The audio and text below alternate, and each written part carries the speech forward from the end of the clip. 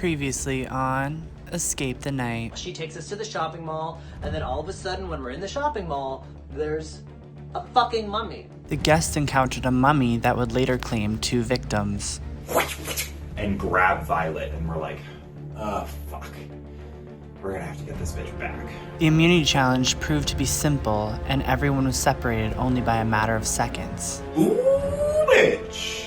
I won immunity. At the card draw, 3 players who've never seen a Final Death challenge took the stage: Zachary, Miles, and Alejandro. Miles was the one who shot himself to victory, while Alejandro and Zachary, unfortunately, got strangled. After final words were shared in the main chat, some guests were relieved with the results. So you know what, good riddance to you. I have absolutely no regrets. Good on you for trying to stir the pot and start some drama as you're exiting this world. The guests now shift their focus to finding the spellbook. It's in room 666. Of course, the one thing we had above the masked man, this book of dark spells, of course we have to have lost it. So we can't find the book, but I think I have an idea as to where it could be. I think it's in room 666.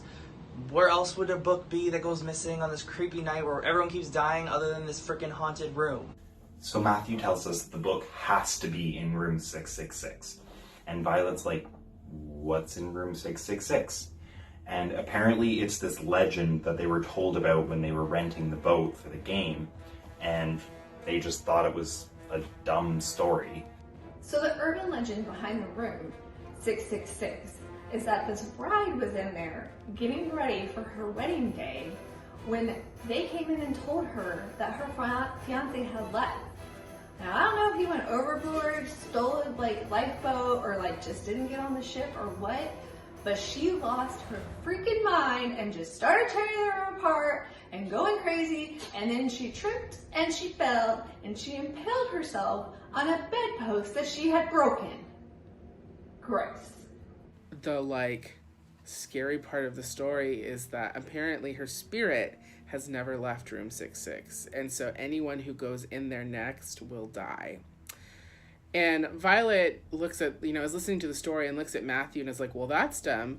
Okay, Violet, if you think it's so dumb, you can go ahead, you can go to room 666 by yourself, get the book. I will sit my ass here and wait for you to get back, because I don't want to go with you.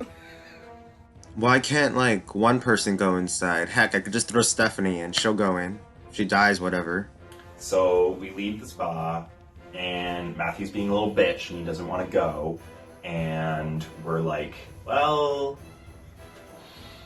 either we get killed by a ghost, or we get killed by the masked man, or we do the thing and survive. So, just fucking buck up and go. So we all get up and we head over to room 666, and as soon as the door opens, Violet gasps and she sees the book in the corner of the room, and she's like, oh my gosh, that's the book, that's what we've been looking for.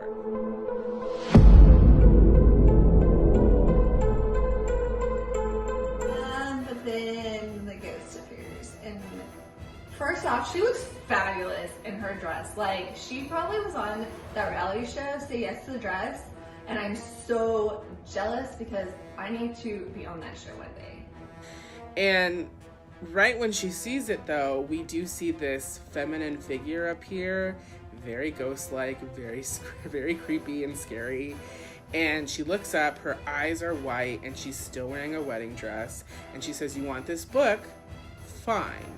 But it's going to cost one of you your life. That does not sound promising. This is why I did not want to come to room 666. It will cost one of us our life? Fuck you. She tells us that if we want the book, one of us is going to have to die. And I'm like, man, I thought only one more of us was going to have to die because we just had to get the crystal, but now we have to kill someone to get the book too? That means there's only going to be 3 of us left after everybody, after we have everything back. I'm starting to get super worried because I'm pretty sure the sun is starting to rise because it's not as dark as it was before, and there are only half of us left, and we still haven't beat this masked man, and people just keep dying. This round, we do the immunity challenge. And whoever wins the immunity challenge gets to choose somebody to be safe with them. And the other 3 people left over go into the final death challenge. Start. Start. Start. Start. In this challenge, players had to use 2 pencils in order to stack a pyramid of cups right side up, and then placing the final 2 cups in the top cup. The player who did this the fastest would earn the right to save one other player from the final death challenge, forcing the other 3 to face off. 3, 2, 1, stop.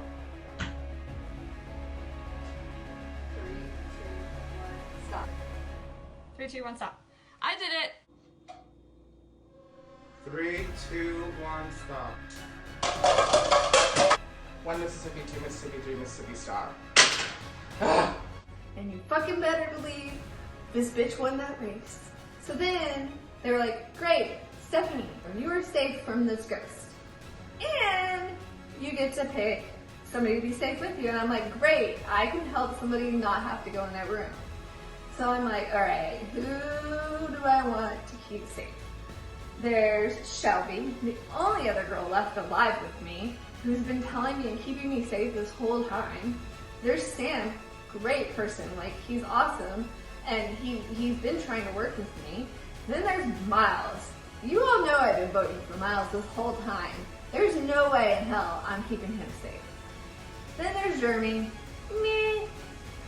Nah, I'm not gonna keep him safe either. So, I decide I would like to keep Shelby safe.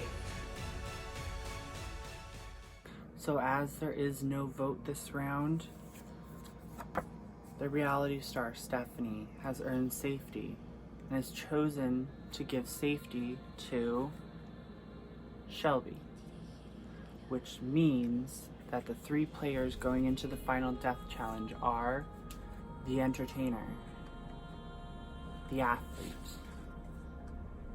and the singer. Good luck, gentlemen. Upon winning, Stephanie had to make a choice, and she got to choose one more person to be immune with her while the other 3 were going into the final death challenge. When she was kind of given this choice, she only had a short amount of time to do it, and I was hoping that she would pick me because I have been building a relationship with her. When she revealed her decision, she had decided to save Shelby. I was not surprised. I didn't think I was going to get picked, but I was hoping that because of our recent connection, I would hope that she would consider it. I'm so thankful Stephanie saved me.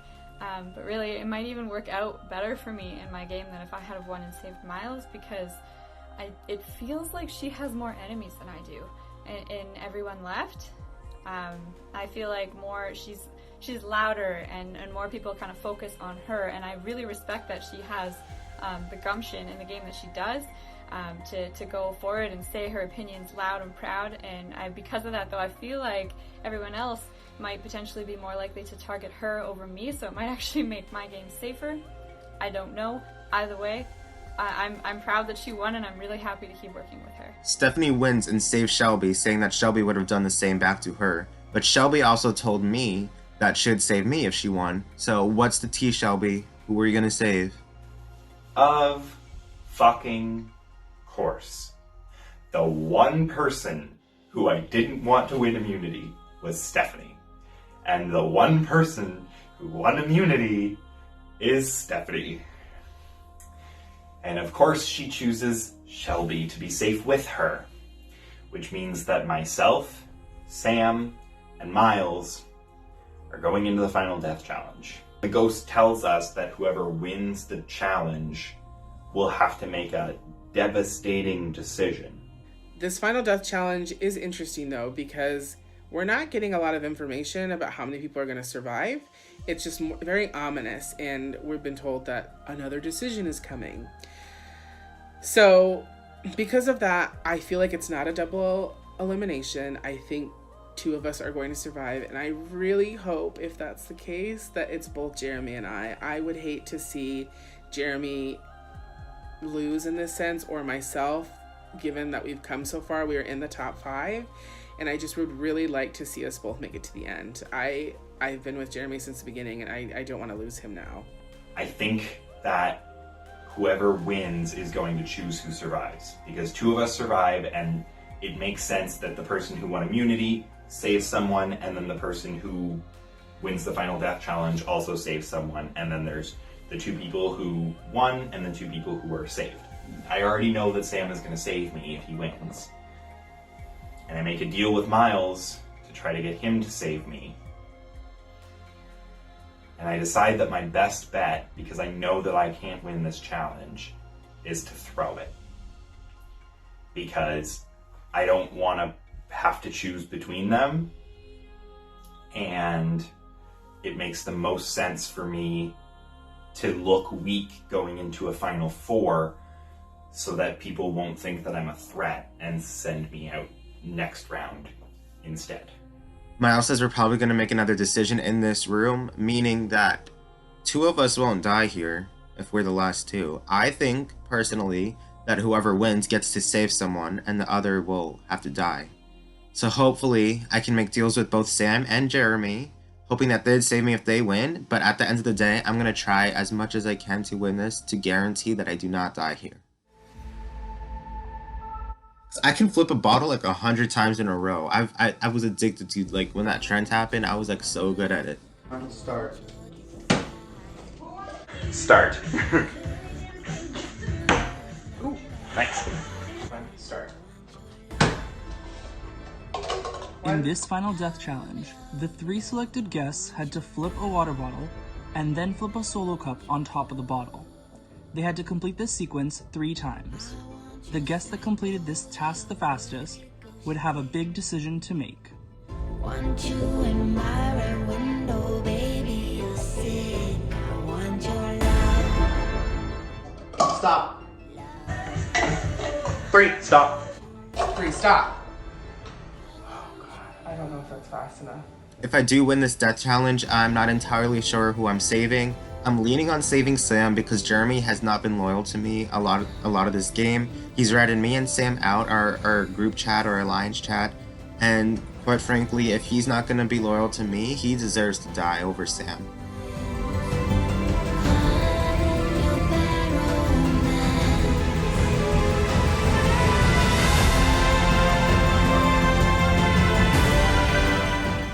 And when they announced the results, they announced that I had completed the task in the fastest amount of time. When I tell you that I had a big sigh of relief, that is an understatement. I was very ecstatic to find out that I was safe. Now I'm just trying to figure out what this decision is.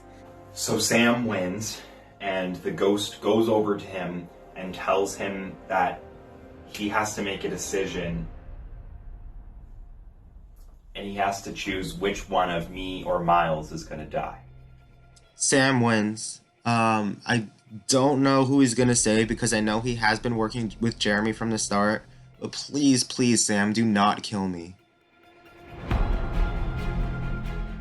And she basically says that I have to make a decision like her fiance did. I have to choose who lives and who dies. This has never happened before. This is not something that any of us were prepared for, and the voting thing is something that happens, and sure, someone could be put in that, someone you vote for could be put in the death challenge and die, but I am like directly making this decision in front of everyone, and I am a nervous wreck. I don't know what to do. I mean, on one hand, I have Jeremy. Jeremy's my closest ally, and he's been someone I've been working with, but at the same time, Miles has been pitching to me that he would have saved me if he had the opportunity, and it's hard to think about, and I just keep going back and forth, and I'm like, oh my gosh, I made this deal with both of them that like if I won I would save both, so now I have to go back on my word, which sucks. And while I'm thinking, the ghost is like, you must make your decision now or I'm gonna take your life. And so I'm like, in the heat of the moment, I'm like, okay, I have to go off my gut here. and my gut is telling me that I have to save the person that I have been with since the beginning, that I'm loyal to, and for that, I save Jeremy.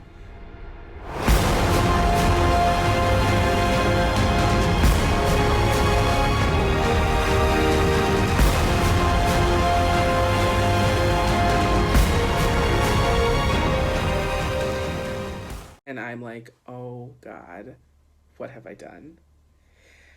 And the ghost flies into the mirror that is in the room, breaks it, and those shards of glass fly straight into Miles. He falls to the floor, he's bleeding profusely, and he dies. I feel so bad because I made this decision that essentially killed him, but I couldn't do that to Jeremy. I really couldn't. And thank the ever-loving fuck he chooses to save me. And I'm like, oh my god. Oh my god, I survived. I am heartbroken that Miles is gone. Miles was my number one from the very beginning.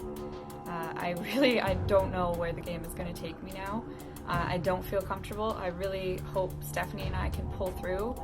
Sam walks out, but Jeremy, Miles is dead. Why am I excited about this? I've only been trying to get him out this whole game. Ah! Okay, but still people are dying, so rest in peace, Miles. And before I can even take a minute to celebrate, out in the hallway is a man, and he's walking towards us with his hands like this. And he's mumbling something. We started fucking floating. Like, feet off the ground, levitating, no magic involved. I don't know what the fuck is going on, but we were fucking floating. What is happening right now? I try to look over, and everybody else is also floating around me. Miles, Matthew, Shelby, Stephanie, Jeremy, Violet, we're all just like floating in air. And then that bitch of a man tosses Violet across the hallway and into the wall. Holy crap. Like, I don't like Violet that much, but that was a little too much. I think he does it to all of us, and I'm pretty sure more than my ego is now bruised. Next thing you know, myself, Jeremy, Shelby, and Stephanie also do the same thing. Moves his arm, and we just go flying towards the wall. And slowly, Matthew and Miles get pulled in towards this man. And they've been captured. And I say fuck them. Let's just leave him there, get the last crystal, and stop the masked man. We can feel ourselves floating towards this mysterious figure, and I'm trying to run, and if anybody knows me, I don't run. So when I'm trying, I expect my legs to be able to move, and they don't. And Matthew and I start going flying. We're coming towards him, and he sends the other guests flying, knocks them all out. We're like, well, it's been real, y'all. This creepy, grotesque man takes Miles and Matthew, the people who have been guiding us this whole time, and now they're missing, and I don't know what we're going to do because the only person we have to help us now is fucking Violet. Now, we're all dazed and confused. We lost Matthew and Miles, and we gotta figure out what to do next. I'm just not really sure what's going to happen now with everything going on. With only 4 people left, the game could take any turn, any twist, any surprise, and it could change everything. This is it. Please don't make my death in vain.